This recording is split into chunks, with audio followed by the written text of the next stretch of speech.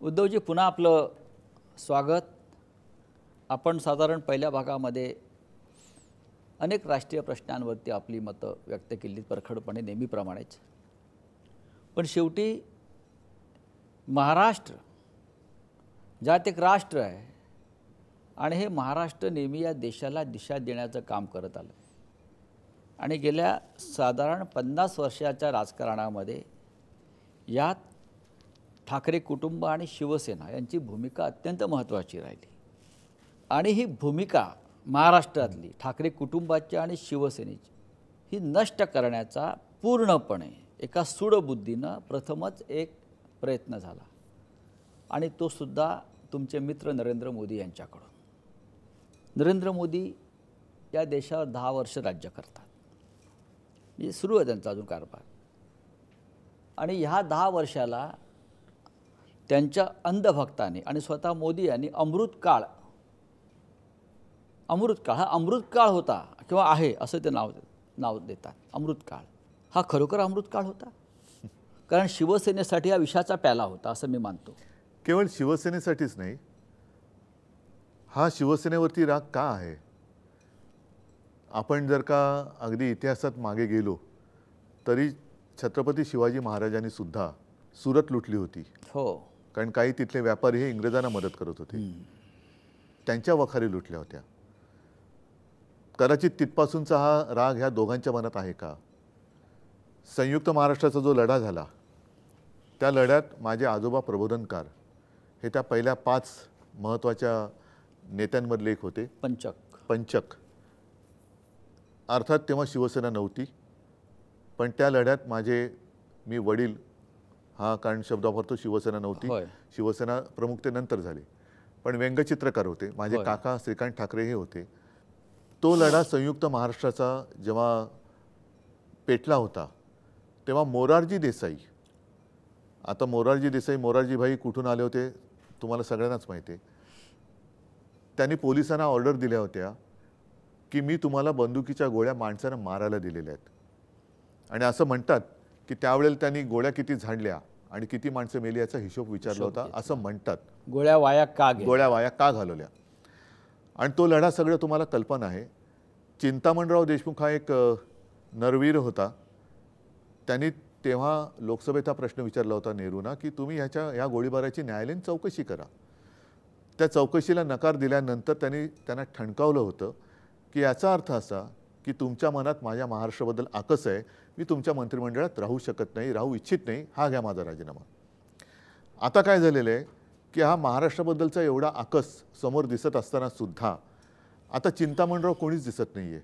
सगळे लेचे पेचे आणि घालीन लोटांगणवाले आहेत. म्हणजे काय महाराष्ट्र लुटला तर लुटा, हे सगळे लोटांगणवीर आहेत. हो, तोच आकस जो आहे तो आकस आता काढतायत. बरं, म्हणजे आता दाखवायला महाराष्ट्राबद्दलचं प्रेम हे उतू जाते. सभा घेत आहेत, रोड शो करतायत. महाराष्ट्र जेव्हा संकटात होता, महाराष्ट्रावरती जेव्हा नैसर्गिक आपत्त्या आल्या, जेव्हा मी मुख्यमंत्री होतो, निसर्ग वादळ आलं, त्योक्ते आलं, त्यावेळेला कधीही मोदीजी किंवा शहाजी इकडे महाराष्ट्रात आले नाहीत. एका पैशाने कधी त्यांनी काही मदत केलेली नाही. आणि मग हा महाराष्ट्र बदनाम करायचा. महाराष्ट्रामध्ये सगळं काही वाट लागलेली आहे. महाराष्ट्रातली घरंदाज कुटुंब बदनाम करायची, नेतृत्व खतम करायचं, नेतृत्वाच्या कुटुंबियांना बदनाम करायचं, पक्ष फोडायचे, उद्योगधंदे पळवायचे. महाराष्ट्र एवढा वाईट आहे असं चित्र केल्यानंतर महाराष्ट्रात उद्योगधंदे येऊच नयेत. आणि महाराष्ट्र जे सेनापती बापटांनी म्हटलं होतं की महाराष्ट्र आधार या भारताचा, तो आधार लुळा पांगळा करायचा, त्याच्या डोक्यावरती आपण बसायचं. मुंबई हे देशातलं सगळ्यात जास्त कर भरणारं शहर, आर्थिक राजधानी म्हणा, आर्थिक केंद्र म्हणा, तिच्याकडनं सगळे कॉर्पोरेट ऑफिसेस गुजरातला घेऊन गेले. टेक्स्टाईल कमिशनरेट जी होती ती पण ते दिल्लीला घेऊन गेले. एअर इंडियाचं ऑफिस घेऊन गेले. अनेक आता हिरे बाजार घेऊन गेले. वित्तीय केंद्र जे काँग्रेस सरकारने दिलं होतं त्या वित्तीय केंद्राच्या जागी जिथे मी मुख्यमंत्री असताना फील्ड हॉस्पिटल उभारलं होतं आणि हजारो लाखो जण तिकडे वाचले होते, सरकार पाडलं. आणि पहिला निर्णय कोणता घेतला असेल तर ते केंद्र पाडून टाकून ती जागा ताबडतोब बुलेट ट्रेनच्या घशात घातली. आता बुलेट ट्रेनचा उपयोग मराठी माणसाला काय होणार आहे? गुजरातला होणार. गुजरातला होणार. आणि गुजरातबद्दल माझं पुन्हा सांगतो, गुजरातबद्दल माझंही नाही, पण मोदी गुजरात आणि संपूर्ण देश यांच्यामध्ये एक भिंत उभी करतात. आणि हा महाराष्ट्राबद्दलचा जो आकस आहे की मुंबईला भिकेला लावायचं, म्हणजे मुंबईच्या 90,000 कोटींच्या ज्या ठेवी होत्या त्यातल्या आता किती तोडल्या असतील FD, हा एक विचार आता कळेल आपल्याला. यांचं सरकार गेल्यानंतर त्याची चौकशी लावू. उद्धवजी, नाही, त्याचा परिणाम असा होणार आहे की या ज्या ठेवी असतात त्यातनं कामगारांचे पगार असतील, त्यांचे ग्रॅच्युइटी असेल, प्रॉव्हिडंट फंड असेल, इतर काही असतील, ठेवीदारांच्या ठेवी असतात. ते एक आर्थिक कवच होतं. कोस्टल रोड रोड जे स्वप्न अगदी मी अभिमानाने किंवा अहंकाराने सांगेन मी दाखवलं, माझ्या मुंबई महापालिकेने ते पूर्ण केलं, त्याचं श्रेय सुद्धा तुम्ही घेताय. आणि कॉन्ट्रॅक्टरसाठी जवळपास 1,00,000 कोटीची कामं त्याला त्यांनी तत्वतः मान्यता दिली. म्हणजे 90,000 कोटी जाऊन पुन्हा 1,00,000 कोटीचं म्हणजे 10,000 कोटी त्याच्यावरती चढले. मग पुन्हा मुंबईच्या सफाई कामगारांना वगैरे पगार कुठून ही येणार? सगळी लूट करता यावी म्हणून शिवसेना फोडली असं आपल्याला नक्कीच म्हणायचं आहे, माझा आरोप आहे तो. नक्कीच, कारण माझ्या काळात ते होऊ देत नव्हतं. आणि मी तुम्हाला परत सांगतो, लोकांच्या आशीर्वादाने पुन्हा सरकार येणार, नक्कीच येणार. पहिलं केंद्रात येणार, मग राज्यात येणार. महाराष्ट्राचं आणि मुंबईचं लुटलेलं वैभव मी परत आणेन. आर्थिक केंद्र सुद्धा मी नव्याने उभारून दाखवेन. आपण मगाशी म्हटलं की महाराष्ट्र हा भारताचा आधार आहेच, आणि शिवसेना महाराष्ट्राचा आधार. महाराजांनी सुरत लुटली आणि मोदी शहानी शिवसेना लुटली. महाराष्ट्र लुटला. म्हणजे महाराष्ट्राचा आधार असलेली शिवसेना शिवसेना फोडली आणि महाराष्ट्र लुटला. होय. ह्या मागचं तुम्ही सूत्र कसं काय लावाल की महाराष्ट्र लुटला जातोय, शिवसेनाही लुटली जाते, आणि अशा प्रकारे महाराष्ट्र विकलांग आणि दुबळा करायचा? तुम्हाला महाराष्ट्राचं भविष्य अशातून काय दिसतंय? महाराष्ट्र एवढा लेचापेचा नाही आहे, नक्कीच नाही आहे. महाराष्ट्र भोळा आहे, भाबडा आहे, पण तो लेचापेचा नाही आहे. महाराष्ट्रामध्ये मर्दांची कमी नाही आहे. आणि मी तुम्हाला जसं म्हटलं की जर कोणी प्रेमाने आलिंगन दिलं तर महाराष्ट्र प्रेम करतो, पण पाठीवर वार केला तर महाराष्ट्र वाघनखं काढतो. ती वाघनखं आता मला जिथे जिथे जातो तिकडे जनतेच्या रूपात दिसत आहेत. आता महाराष्ट्राने वाघनखं काढलेली आहेत. हा संपूर्ण जो प्रकार केलेला आहे, शिवसेना पक्ष फोडणं, सरकार पाडणं, हा उद्धव ठाकरे यांना धडा शिकवण्यासाठी केला. मी तुम्हाला एक जुनी आठवण सांगतो. हां, 2014 साली मोदींच्या पंतप्रधान पदाला भाजपा व्यतिरिक्त पाठिंबा देण्याचं पहिलं पाप कोणी केलं असेल तर ते शिवसेनेने. तुम्ही याला पाप म्हणताय? आता तसं म्हणतो, कारण ते आम्हाला संपवायला निघाले. बरं. त्याच्यानंतर ते एक स्वप्नव्रत होतं की मोदी पंतप्रधान पदाची शपथ घेत आहेत, मी समोर बसले, माझ्या बाजूला अमित शहा होते, आणि अरे हे काय सत्य आहे की स्वप्न आहे हेच कळत नव्हतं आम्हाला. त्याच्यानंतर साधारणतः जूनमध्ये शपथविधी झाला. ऑक्टोबरच्या विधानसभे निवडणुकीत 4-5 महिन्यात असं कोणतं पाप आम्ही केलं होतं की भारतीय जनता पक्षाने शिवसेनेची युती तोडली? तेव्हा तर आम्ही काय काँग्रेसबरोबर गेलो नव्हतो. तेव्हा तर काय ह्यांचा जो काय औरंगजेब आहे यांच्या मानेवरती बसलेला, त्या औरंगजेब फॅन क्लबमध्ये मी नव्हतो. मग तुम्ही माझी युती 2014 साली तोडली का होती? एकनाथ खडसेंनी सुद्धा त्याच्याबद्दल भाष्य केलेलं आहे की त्यांना वरून सांगण्यात आलं की युती तोडण्याचा निर्णय निरोप तुम्ही कळवा.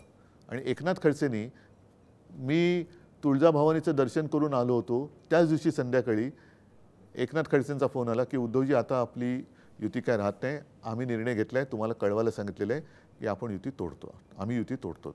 मग युती तेव्हा तुम्ही का तोडलेली?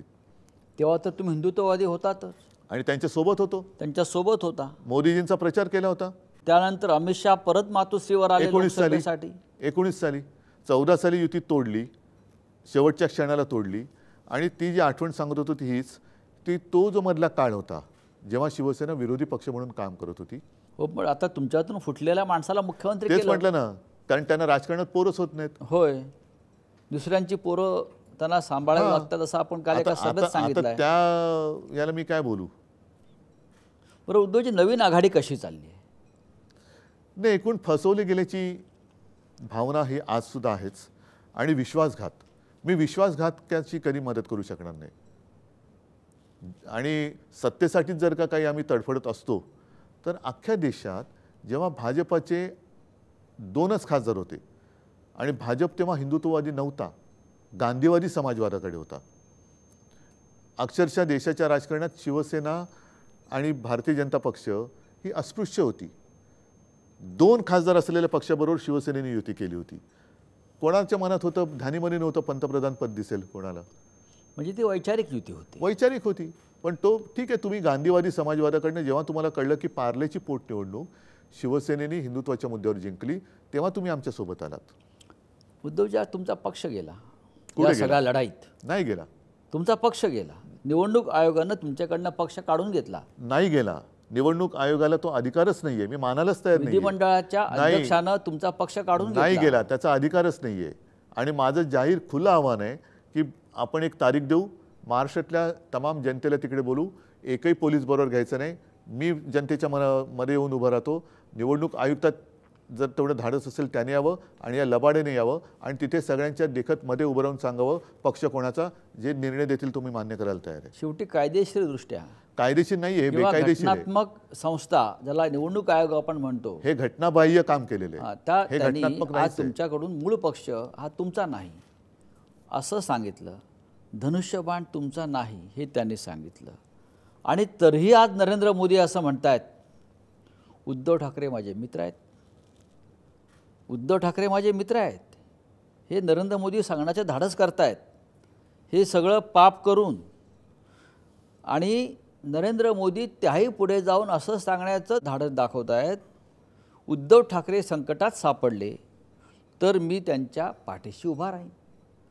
हे काय गौडवंगाला हा लोकांना प्रश्न पडला आहे. हा संभ्रम मोदींच्या मनात का व्हावा हे मला कळत नाही. कारण ते पुढे असे म्हणाले होते की माझं ऑपरेशन झालं. ते फार मला त्याच्याबद्दल जास्त बोलायला आवडत नाही कधी, कारण त्या एका भयानक अनुभवातून मी गेलो, जो अनुभव कोणालाही आयुष्यात कधी येऊ नये. म्हणजे माझ्या हालचाली संपूर्ण थांबल्या होत्या. ठीक आहे, त्यांनी किती वेळा फोन केले, काय केले, हे आता मला त्याच्यात ते फोन रेकॉर्ड करण्याची गरज नाही आहे. खरं खोटं लोकांना माहिती आहे. शेतकऱ्याचं उत्पन्न दुप्पट करू म्हणणारे अजून दुप्पट उत्पन्न करू शकले नाहीत, म्हणजे खोटं कोण बोलतं हे लोकांनी कळलेलं आहे. पण मी काल सभेत बोललो की तुम्हाला माझं एवढं प्रेम होतं तर त्याच काळामध्ये तुमचे चेले चपाटे रात्रीची हुडी वगैरे घालून माझ्या गद्दारांबरोबर माझं सरकार खाली खेचायला का प्रयत्न करत होते? तुमच्या परवानगीशिवाय करत होते का? तुमच्या परवानगीशिवाय करत होते का? आणि ज्या शिवसेनेनी, ज्या हिंदू हृदय सम्राटांच्या मुलांनी तुम्हाला 2 वेळेला पाठिंबा दिला, तुमचा प्रचार केला, त्याला तुम्ही नकली म्हणायला लागलात. हे कोणतं प्रेम? हे चायनीज प्रेम आहे का? हे कोणतं प्रेम आहे? मी प्रेमाची व्याख्या तरी काय तुमची? ही प्रेमाची व्याख्या जरी आपल्याला आता त्याचं विश्लेषण करता आलं म्हणजे नाही. कुसुमाग्रजांची जी कविता आहे, प्रेम कोणावरही करावं, पण विश्वासघातकावरती नाही करता येणार. हे चांगलं आहे तुमची भूमिका. हे विश्वासघातकावरती प्रेम मी नाही करू शकत. अमित शहा म्हणतात, वारंवार म्हणतात महाराष्ट्रातून, आणि नरेंद्र मोदी म्हणतात की उद्धव ठाकरे यांची शिवसेना नकली आहे.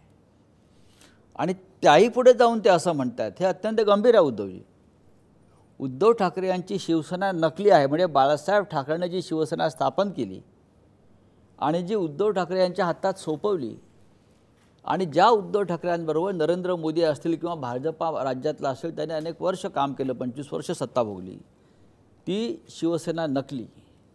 आणि पुढे शहा किंवा मोदी म्हणतायत बाळासाहेब ठाकरेंच्या वैचारिक किंवा शिवसेनेचे वारसदार उद्धव ठाकरे नाहीत, ते नारायण राणे, राज ठाकरे आणि कोणते एकनाथ शिंदे हे बाळासाहेबांचे वारस मोदी शहांना वाटायला लागलेत. पहिली गोष्ट अशी, मला वाटतं एक तर मानसिकता तपासून घ्यावी यांची, का काही या भारतीय जनता पक्षाला मनोरुग्ण म्हणून जाहीर करावं, असं माझ्या मनात प्रश्न आला माझ्यासारख्यांच्या. तुमच्या प्रश्नाचंच उत्तर आहे. हां, थोडंसं मी त्याच्यावरती बोलतो. बरं. पहिल्या प्रथम असं आहे की बाळासाहेबांची शिवसेना बोलण्याच्या आधी त्यांनी बाळासाहेबांना हिंदू हृदय सम्राट हे बोललं पाहिजे. कारण त्यांचं ते दुखणं आहे की त्यांना अजून कोणी हिंदूंचा कैवारी म्हणतच नाही आहे. कारण त्यांच्या काळामध्ये 10 वर्ष झाली तरी मुंबईत आणि महाराष्ट्रात हिंदूंना आक्रोश मोर्चे काढावे लागले. म्हणजे हिंदू सुरक्षित नाही आहेत त्यांच्या राज्यात आणि ते हिंदू हृदय सम्राट होत नाहीत. बरं, वैचारिक जर का तुम्ही म्हणाल तर मग मी जाईन श्यामाप्रसाद मुखर्जींपर्यंत. बरं. ज्या श्यामाप्रसाद मुखर्जींनी भाजपाचा जो राजकीय बाप म्हणेन जनसंघ, तो जनसंघ, मग यांची वृत्ती कशी आहे, संयुक्त महाराष्ट्र समिती जी होती त्या संयुक्त महाराष्ट्राच्या लढ्यात हे कधी उतरले नाहीत, पण निवडणूक लढायला म्हणून घुसले संयुक्त महाराष्ट्र समितीत. जागा वाटपाचं भांडण केलं, म्हणजे काही मिळता आलं तर मिळवावं. जागा वाटप झालं तरी यांनी 7 एक जागा जास्त लढवल्या होत्या. तेव्हा माझ्या आजोबांनी पण इशारा दिला. मग हे त्यातनं बाहेर पडले. म्हणजे हे लढ्यात कुठेच उतरले नाही. श्यामाप्रसाद मुखर्जींचा उल्लेख मी एवढ्यासाठी केला की साधारणतः 40-42 सालचा तो सगळा काळ होता. श्यामाप्रसाद मुखर्जींनी त्यावेळेला बंगालच्या फाळणीला पाठिंबा दिला होता. आणि ज्या मुस्लिम लीगने, जे आज मला या औरंगजेबाचे फॅन क्लब म्हणत आहेत, त्यांच्या राजकीय वडिलांची विचारसरणी काय होती, त्या श्यामाप्रसाद मुखर्जींनी तत्कालीन मुस्लिम लीगनी देशाची फाळणी मागितली होती. गांधीजींनी आणि काँग्रेसने इंग्रजांना चले जावचा आदेश दिला होता. आणि श्यामाप्रसाद मुखर्जींनी तिथल्या गव्हर्नरला सांगितलं होतं की चले जाव ही चळवळ ही चिरडली पाहिजे, तिच्याशी कसा मुकाबला केला पाहिजे, आणि आम्हाला इंग्रजांची राजवट का पाहिजे, तर देशाच्या कायदा आणि सुव्यवस्थेसाठी. म्हणजे तत्कालीन मुस्लिम लीगच्या फजलुल हक यांच्या मंत्रिमंडळात श्यामाप्रसाद मुखर्जी 11 महिने अर्थमंत्री होते. याचा अर्थ तुम्ही काय सांगाल? आणि त्यांनी मला हिंदुत्व शिकवावं, त्यांनी बाळासाहेबांचे विचार मला शिकवायचे आणि त्यांच्याकडनं मी शिकायचे. हा कोणता प्रकार? म्हणजे एक तर तुम्ही स्वातंत्र्य लढ्यात कुठे नव्हता, ते कुठेच नव्हते. स्वातंत्र्य लढ्यामध्ये जी काँग्रेस उतरली होती ती काँग्रेस नको म्हणून देशाची फाळणी मागणाऱ्या तत्कालीन मुस्लिम लीगच्या बरोबर तुम्ही मांडीला मांडी लावून बसलात. बंगालच्या फाळणीला तुम्ही तेव्हा पाठिंबा दिलात, चले जावला विरोध केलात. तुमच्याकडनं मी काय शिकायचं? उद्धवजी, ह्या काळामध्ये, मधल्या काळामध्ये 2-3 राजकीय स्फोट झाले.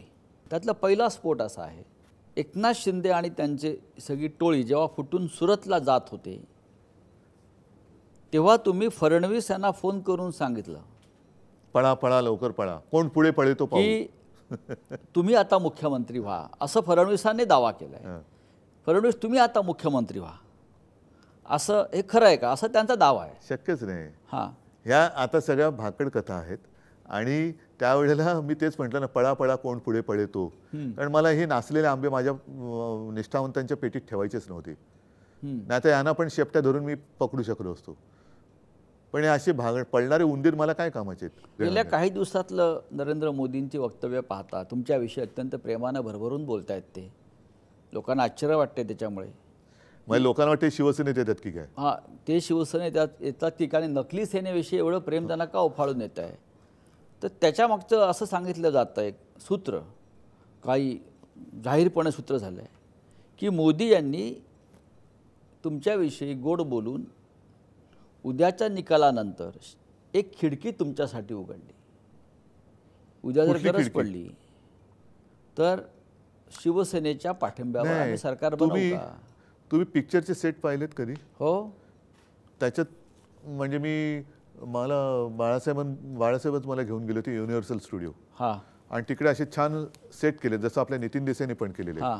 त्याच्यामध्ये अशा भिंती, खिडक्या, आणि त्या खिडकीतनं पाठी बघितलं तर टेकू लावलेले असतात, आत काहीच नसतं. हां. अशा खिडकीचा काय उपयोग आहे? तर ती खिडकी उघडली आहे किंवा दरवाजाची फट उघडली आहे, गरज पडली तर आम्ही एकत्र येऊ शकतो, मी फटीतनं नाही जाणार. असा संभ्रम मी आता निर्माण केलाय. माझ्या महाराष्ट्राचं अभिमानाचं, स्वाभिमानाचं, अस्मितेचं वेगळंच एक मंदिर बांधतोय. त्याच्यामुळे मला या फटींची आणि खिडक्यांची गरज नाही. मी लढतोय माझ्या महाराष्ट्राची लढाई लढतोय, माझ्या देशाची लढाई लढतोय. लोकांचा आशीर्वाद मला पाहिजे. आणि ही लढाई माझी नाही आहे, ही लढाई जनतेची आहे. कारण नाहीतर महाराष्ट्राला खतम करतील, जे दिसतंय. मला महाराष्ट्र कोणत्याही परिस्थितीत मी खतम होऊ देणार नाही. नरेंद्र मोदींनी एक जादुई वॉशिंग मशीन देशाच्या राजकारणामध्ये आणली आहे. या वॉशिंग मशीनचा कधी तुम्हाला मोह पडलाय का? त्या वॉशिंग मशीनला म्हणण्यापेक्षा भाजपच्या मशीनला करंट ज्या शिवसेनेने दिला, हां, तो करंटच त्यांचा काढल्यानंतर वॉशिंग मशीन काय चालणार? आता त्यांच्यावरती ही पाळी का आली? अख्खी शिवसेना तुमच्यासोबत होती, तिला तुम्ही नकली म्हणताय. आणि नकली लोकांना मांडीवर घेऊन बाळा जोजोरे का करताय तुम्ही? म्हणजे ही पाळी त्यांच्यावरती आली. भ्रष्टाचारी आणायची आणि त्या वॉशिंग मशीनमध्ये टाकायची. भ्रष्टाचारी तेथुका मेळवावा, भाजपा पक्ष वाढवावा. याच वॉशिंग मशीनचा वापर करून किंवा दहशतीचा वापर करून ईडी असेल, CBI असेल, पक्ष फोडले, सरकारं पाडली आणि आजही त्यांची कृती सुरू आहे. लोकांनी निवडून दिलेले बहुमतातले मुख्यमंत्री, मग केजरीवाल असतील, हेमंत सोरेन असतील, त्यांना ज्या पद्धतीनं अटक करून तुरुंगात टाकलं, अनेक मंत्र्यांना तुरुंगात टाकलं, आमदारांना तुरुंगात टाकलं, याच्याविषयी आपलं काय मत आहे? ह्यालाच तर हुकुमशाही म्हणतात. हां, आणि आपल्या मुलाखतीच्या सुरुवातीला जे म्हटलं की महाभारतामध्ये लोकशाहीचं वस्त्रहरण होते ते हेच. लोकांनी निवडून दिलेला मुख्यमंत्री अरविंद केजरीवाल जो दिल्लीमध्ये उत्तम काम करत होता, तर दोन्ही वेळेला त्यांनी भाजपासारख्या जगातल्याने पूर्ण आकाशगंगेतल्या सगळ्यात मोठ्या पक्षाला धोबीपछाड टाकला. किती 70 पैकी त्यांचे 2-5 लोक निवडून आले असतील तर असतील. हेमंत सोरेनसारख्या एखाद्या आदिवासी नेत्याने भाजपला धोबीपछाड टाकला. त्यांना तुम्ही जमिनीवरती हरू नाही शकत. आणि आज सुद्धा माझ्या साध्या साध्या शिवसैनिकांना ज्या पद्धतीने छळतायत, जसं मी काल नव्या मुंबईत गेलो तिथे माझा मडवी साधा शिवसैनिक, त्यानं तुम्ही आत टाकताय. आणि ज्यांच्यावरती तुम्ही आरोप केले होते, इक्बाल मिर्चीवर व्यवहार केला, 70,000 कोटीचा घोटाळा केला, आदर्शचा घोटाळा केला, यांना तुम्ही पक्षात घेऊन मानाची स्थानं देत आहेत. उमेदवार केले, लोकसभेचे उमेदवार दिले आहेत. त्याच्यानंतर ज्याच्या प्रचाराला मोदी गेले होते आणि ह्याला मत म्हणजे मला मत, तो प्रज्वल रेवण्णा ज्याच्यावरती बलात्काराच्या अनेक केसेस आहेत, 2800 केसेस आहेत बलात्काराच्या, तो पळून जातो आणि साधे माझे शिवसैनिक तुरुंगात टाकतात. संजय राऊतचा काय गुन्हा आहे, त्याला तुरुंगात टाकला आणि प्रज्वल रेवण्णा पळून जातो. मग हे जे काय चालले ना, हे लोक, मी जे म्हणतो ना की हा छत्रपती शिवाजी महाराजांचा महाराष्ट्र आहे, हा धृतराष्ट्र नाही आहे. हा धृतराष्ट्र नाही आहे, हा महाराष्ट्र आहे. मोदी 10 वर्ष सत्तेत आहेत, त्यांच्या कार्याचा डंका सर्वत्र वाजवला जातोय. म्हणजे काय असते? तुम्हाला मोदींची 5 कामं आठवतात का की ज्यांनी देशासाठी किंवा समाजासाठी तुम्ही सांगू नाही, शकता? 5 कामं म्हणजे पक्ष फोडले, कुटुंब फोडली, भ्रष्टाचारानं स्थान दिलं, निवडणूक रोखे जमवले आणि जनतेची फसवणूक केली. पण वॉर तो रुकवा दी, वाट लगा दी पप्पा. एवढं मोठं युक्रेन बरोबरचं युद्ध थांबवलं. मणिपूर 1 वर्ष धुमसते, ते का नाही थांबत? मोदींनी वॉर रुकवा दे मानायला तयार नाही तुम्ही? नाही, वॉर रुकवलं असेल त्यांनी, पण मणिपूरमध्ये अजूनही अशांतता काय आहे? काल परवाकडे पण मतदानाच्या दिवशी हिंसाचार झालाय आणि गेले वर्षभर म्हणजे त्या महिलांची जी काही धिंड काढली गेली ज्या पद्धतीने, तिथले मुख्यमंत्री म्हणाले असे तर बरेच प्रकार घडलेत. स्वतः गृहमंत्री तिकडे जाऊन आले तरी देखील त्यांना माहिती नव्हतं. जर ते व्हिडिओ बाहेर आले नसते तर जगाला हे कळलंच नसतं. मग एवढी ही जी काही दडपशाही चाललेली आहे, बातम्या पण येऊ देत नाहीत बाहेर. अत्याचार आज सुद्धा सुरू आहेत, आज तर आपल्यापर्यंत पोहोचतच नाही आहेत. पण 1 वर्ष झालं अजूनही मणिपूर अशांत आहे. त्याच्याबद्दल कोणाच्या मनात काही संवेदना सुद्धा दिसत नाही आहे आणि आम्ही मतं मागतोय. म्हणजे मला लाज वाटते मला सुद्धा की अरे तिकडच्या महिलांवरती आणि लोकांवरती काय तिकडे परिस्थिती उद्भवली. आत्ता सुद्धा आपण बोलताना काही चाललं असेल त्याच्याबद्दल कोणाच्या मनात आता संवेदनाच नाही राहिली. उद्धवजी, हा देश खूप मोठा आहे, 140 कोटीचा असेल, पण माणूस माणूसच आहे. आणि या देशामध्ये आजही 85 कोटी लोकांना मोदी 5 किलो फुकट धान्य देत आहेत. म्हणजे लोकांना जवळजवळ भिकारी केलं. आणि तरी ते म्हणतात की मी देशाची आर्थिक स्थिती सुधारली. बघा असं आहे, आता हे तुम्ही माना अथवा नका मानू, तुम्हाला माझ्यावरती अवलंबून राहायला लागलं म्हणजे तुम्ही माझे गुलाम झाले. ह्याचाच अर्थ असा की यांना देशाला त्यांचा गुलाम बनवायचा आहे. की जो गुलाम मी खायला दिलं तरच त्याचं पोट भरेल, नाहीतर त्याला पोट भरण्यासाठी दुसरं कोणतेही मी साधन ठेवणारच नाही. उद्योगधंदे मी येऊ देणार नाही, उद्योगधंदे मी पळून देईन. तुम्हाला रोज खायचं प्यायचं असेल तर माझ्या दारासमोर भिकेचा कटोरा घेऊन उभं राहावंच लागेल. मग तुमची काय हिंमत आहे, तुम्ही मला नाकारूच शकत नाही. हीच तर भीती आहे देशासमोर आज. सगळ्यांना आपलं गुलाम करून ठेवायचं. तुम्हाला अगदी खाणं पिणं काही लागलं तर माझ्याकडे यावंच लागलं पाहिजे आणि मग बिशात काय तुमची माझ्या विरुद्ध बोलायची, कारण मी तुम्हाला खायलाच देणार आहे, मराल फुकटचे. देशाला गुलाम करून राज्य करण्याचं ही त्यांची योजना आहे. देशातलं संविधान धोक्यात आहे. अशा प्रकारचं वातावरण संपूर्ण देशात निर्माण झालं. आपलं काय मत आहे? ज्या पद्धतीने त्यांची वाटचाल चालू आहे बघा, त्यांना आजपर्यंत या निवडणुकीत कोणताही असा कार्यक्रम देता आलेला नाही आहे. आणि दिशा देता आलेली नाही आहे. त्यांना असं वाटलं होतं की देश आपला दिवाण आहे, आपण म्हणू ते देश ऐकेल. ज्या पद्धतीने गेल्या संसदेच्या अधिवेशनात साधारणतः 140 ते 150 विरोधी पक्षाचे खासदार निलंबित करून त्यांनी कायदे पास करून घेतले, ते पाहिल्यानंतर यांना 400 पार का व्हायचं आहे, तर देशाचं संविधान बदलायचे समोर कोणी असताच कामा नये. आणि लोकसभेने एकदा मंजूर केल्यानंतर कोर्टात काय करणार, म्हणजे त्यांना त्याच्यासाठी 400 पार पाहिजे होतं.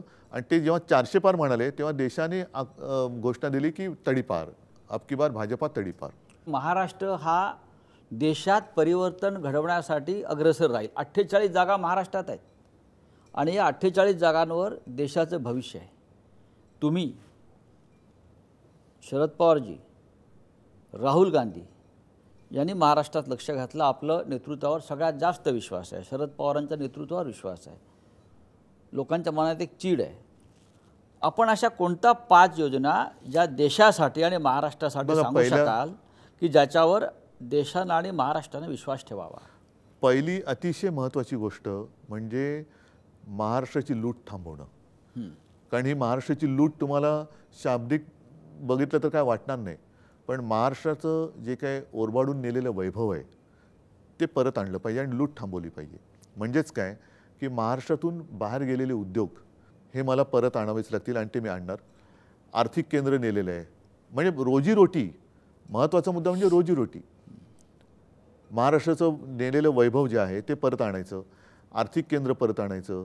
त्याच्यानंतर तुम्ही शेतकऱ्यांना, मी मुख्यमंत्री असताना मी करून दाखवलं होतं ना, 2 लाखापर्यंतचं पीक कर्ज मी मुक्त करून दाखवलं होतं. त्यातनं शेतकऱ्यांना हमी भाव, शेतकऱ्यांना कापूस असेल, सोयाबीन असेल, महाविकास आघाडीच्या काळामध्ये म्हणजे माझ्या मुख्यमंत्रीपदाच्या काळात त्यांना किती भाव मिळत होता आणि आत्ता किती मिळतोय तो बघा.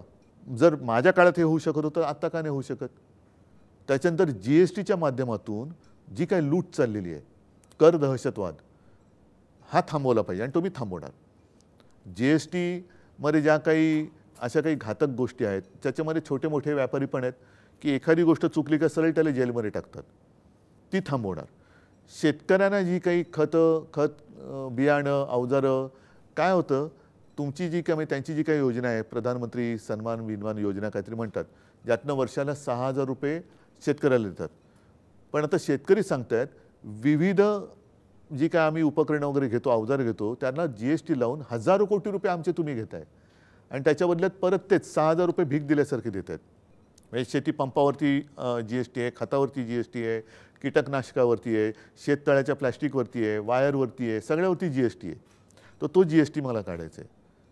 शेतकऱ्याला गोदामं उपलब्ध करून द्यायला पाहिजेत, शेतकऱ्याला शीतगृह उपलब्ध करून द्यायला पाहिजेत, शेतकऱ्याला सुद्धा एक हमी भाव आणि त्याला मुख्य म्हणजे मार्केट उपलब्ध करून द्यायला पाहिजे. करोनाच्या काळामध्ये आरोग्य व्यवस्था आपण त्यावेळेला तात्पुरती अपग्रेड केली होती. म्हणजे आपण आपल्या राज्यात सगळे मिळून सरकारी हॉस्पिटलमध्ये 7-8 हजार जे बेड होते ते आपण 4.25 लाख बेडपर्यंत नेले होते. अगदी तेवढ्याची गरज नसते कारण ती एक एपिडेमिक होतं. पण प्रत्येक जिल्ह्यात अद्ययावत हॉस्पिटल राज्य आणि केंद्राच्या मदतीने आपण का नाही करू शकत? अनेक गोष्टी आहेत. गावागावामध्ये आता शेतकऱ्यांची मुलं शिकत आहेत, नोकऱ्या कुठे आहेत त्यांना? म्हणजे शेतकऱ्यांचं तर सगळं कर्जबाजारीच आहे. शेतकरी जो जन्माला येतो घरात ते वडिलांचं कर्ज असतं, त्या कर्जामध्ये तो मोठा होतो, पुन्हा तो मोठा झाला त्याला कर्ज काढावं लागतं, मग त्यांची लग्न थांबतात. मध्ये जे मंगळसूत्राबद्दल मोदीजी बोलले, अनेक शेतकऱ्यांची मंगळसूत्र त्यांच्या पत्नीची ही गहाण ठेवावी लागलेत आणि काही शेतकऱ्यांनी आत्महत्या केल्यामुळे त्यांच्या गळ्यातली बायकांच्या गळ्यातली महिलांची मंगळसूत्र ही तुटलेली आहेत. तर अशा खूप गोष्टी आहेत. पण महाराष्ट्राचं वैभव आणि महाराष्ट्राचा जो एक दरार आहे तो आपल्याला आणावा लागेल. आत्मविश्वास आहे की सरकार बदलेल? नक्कीच बदलावंच लागेल आणि एकटा महाराष्ट्रही घडू शकतो.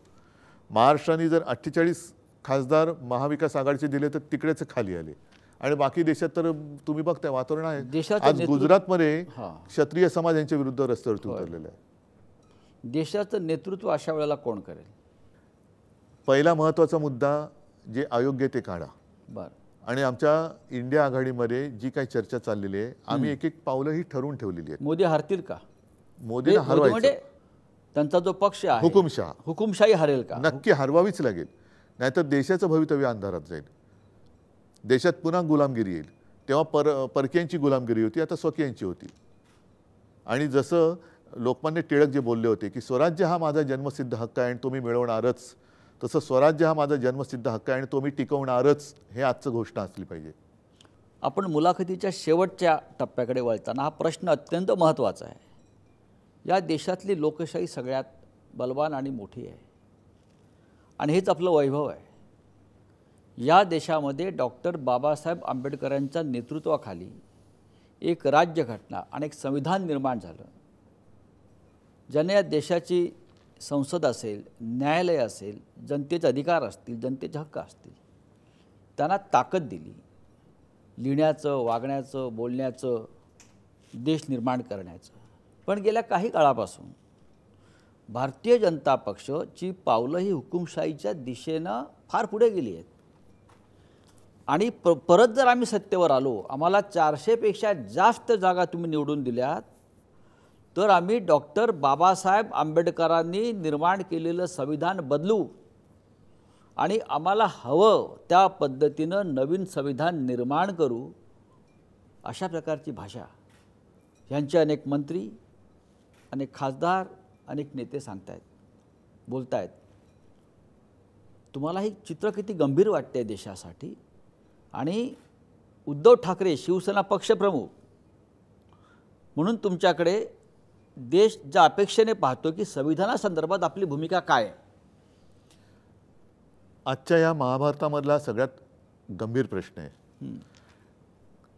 ह्याचं कारण असं की भारतीय जनता पक्षाचे काही खासदार, काही माजी मंत्री हे उघडपणे बोललेत की संविधान बदलण्यासाठी आम्हाला 400 पार पाहिजे. त्यांचे अध्यक्ष जे आत्ताचे आहेत नड्डा, ते सुद्धा मध्ये म्हणाले होते की देशात एकच पक्ष राहील. पूर्वी मला असं वाटतं संघाची एक घोषणा होती, एक विधान, एक निशाण, एक प्रधान. आता ते निशाण कोणतं? एक प्रधान म्हणजे मग राष्ट्रपती म्हणजे मग पंतप्रधान नाही का, म्हणजे तुम्ही अध्यक्ष पद्धत आणणार का? आणि मग विधान कोणतं? आणि ह्या संविधानाबद्दल त्यांच्या मनात जो आकस आहे त्याच्यात पुन्हा महाराष्ट्र द्वेष हा डोकावतोच आहे. कारण महामानव ज्यांना आपण म्हणतो, ज्यांना दैवत मानतो, ते डॉक्टर बाबासाहेब आंबेडकर हे महाराष्ट्राचे सुपुत्र. एका साध्या दलित गरीब कुटुंबात जन्माला आलेला हा माणूस परिस्थितीने गरीब होते, पण बुद्धिमत्तेने त्यांच्या त्या बौद्धिक ऐश्वर्याची बरोबरी कोणी करू शकत नाही. आणि त्यावेळेला ज्या बाबासाहेबांना गोष्टी भेडसावत होत्या, ज्याचा उल्लेख मी बुरसटलेले गोमूत्रधारी म्हणतो, त्यांच्या विरुद्ध बाबासाहेबांनी लढा दिला, प्रबोधनकारांसुद्धा लढा दिला. मग ते महाडच्या चौदार तळ्याचं पाणी पिण्याचं असेल, काळाराम मंदिराचा प्रवेश असेल, आणि त्या बुरसटलेल्या गोमूत्रधारींना आता असं वाटते की अरे दलित आणि साध्या कुटुंबात जन्मलेल्या माणसाने एवढा बुद्धिमान माणूस हा माझ्यापेक्षा बुद्धिमान कसा, आणि त्यांनी लिहिलेलं हे संविधान आम्ही काय म्हणून पाळायचं? हा जो सगळा विचार आहे हा खूप प्राचीन काळापासून चालत आलेला आहे. वर्णद्वेष. आणि तो त्याच्यामध्ये दिसतोय की एक साध्या गरीब कुटुंबात, पुन्हा पुन्हा मी सांगतोय, दलित कुटुंबात जन्माला आलेला माणूस हा एवढा बुद्धिमान कसा होऊ शकतो? त्याला लोक दैवत मानतायत, त्याला महामानव मानतायत, आणि त्यांनी लिहिलेलं संविधान ते आम्ही पाळायचं, हा आमचा अपमान आहे, हे ज्यांना वाटते. आणि ते त्यांना वाटते म्हणून त्यांना डॉक्टर बाबासाहेब आंबेडकरांनी लिहिलेलं हे संविधान बदलायचं आहे. महाराष्ट्राला विरोध करेल, संपूर्ण देश करेल. कारण मी जे ऐकले की डॉक्टर बाबासाहेब आंबेडकर आपलं शिक्षण घेऊन परदेशातून जेव्हा परत आले, तेव्हा कोल्हापूरच्या शाहू महाराजांनी एका कार्यक्रमात सांगितलं होतं की आजचा हा तुमचा नेता उद्या देशाचा नेता होईल. आणि मला असं वाटतं याच भूमिकेतून तुम्ही कोल्हापूरच्या शाहू महाराजांना पाठिंबा दिले. कारण शाहू महाराज आणि माझ्या आजोबांचे त्यावेळच्या शाहू महाराजांच्या आणि त्या कुटुंबाचे आमचे संबंध आहेच. पण हा जो आकस आहे की दलित कुटुंबात जन्मलेला एवढा माणूस बुद्धिमान असू शकतो आणि त्यांनी लिहिलेलं संविधान आम्ही पाळायचं, हा कमीपणा ज्यांना वाटतोय, हा अहंगंड ज्यांच्यात आहे, त्यांना हे संविधान बदलायचं, पण देश ते बदलू देणार नाही. आणि महाराष्ट्र ठामपणे या महाराष्ट्र तर आहेच विरोध करेल. महाराष्ट्राचा तर सुपुत्रच आहेत डॉक्टर बाबासाहेब आंबेडकर. म्हणजे महाराष्ट्राला अभिमान आहे. जे आपले शिवसेना प्रमुख सांगायचे की 2 दैवत महाराष्ट्राने या देशाला दिली, एक छत्रपती शिवाजी महाराज आणि दुसरे आमचे डॉक्टर बाबासाहेब आंबेडकर, ही आमची दैवत आहेत. हे बाळासाहेब सांगायचे, हिंदू हृदय सम्राट सांगायचे. उद्धवजी, आपण अत्यंत परखडपणे आपल्या भूमिका इथे व्यक्त केल्यात. निवडणुकीचं महाभारत हे शिगेला पोचले. त्या एकच सांगतो, हां. महाभारतामध्ये ऐन लढाईच्या वेळेला कृष्णाने अर्जुनाला गीता सांगितली. होय. त्या गीतेचा सारांश जर का मी माझ्या पद्धतीने काढला तर त्याचा अर्थ असाच होईल की लढाईच्या वेळेला जो सोबत असतो तो मित्र समोर कोणी असला तरी तो आपला शत्रू आहे आणि त्याच्याशी लढणं आणि त्याच्यावरती विजय मिळवणं हे आता महाराष्ट्राला भाग आहे. आणि आपण त्याच पद्धतीने पुढे चालले. नक्कीच. शिवसेना हातात मशाल घेऊन, येस. धनुष्यबाणाचं वेदना आपल्या मनात जरी असली तरी हाती मशाल घेऊन आपण पुढे नाही, चालले. कारण मला हुकुमशाही जाळायची, हुकुमशाही जाळायची. त्याच्यामुळे हे योग्य चिन्ह माझ्या हातात योग्य वेळेला आलेलं आहे. होय. उद्धवजी, मी आपला अत्यंत आभारी आहे की आपण वेळात वेळ काढून या महाभारतामध्ये आपण एक महत्त्वाची भूमिका बजावताय, महाराष्ट्राच्या कानाकोपऱ्यात फिरताय, लोकांचा आपल्याला उदंड प्रतिसाद प्राप्त होतो आहे आणि आपण आलात आणि अनेक विषयावर आपली मतं आपण परखडपणे मांडलीत आणि आपल्या छातीवरची जी मशाल आहे ही मशाल महाराष्ट्र आणि देश उजळून टाकेल, देश प्रकाशमान करेल, अशा मी आपल्याला शुभेच्छा देतो. जय हिंद, जय महाराष्ट्र. धन्यवाद. जय हिंद, जय महाराष्ट्र.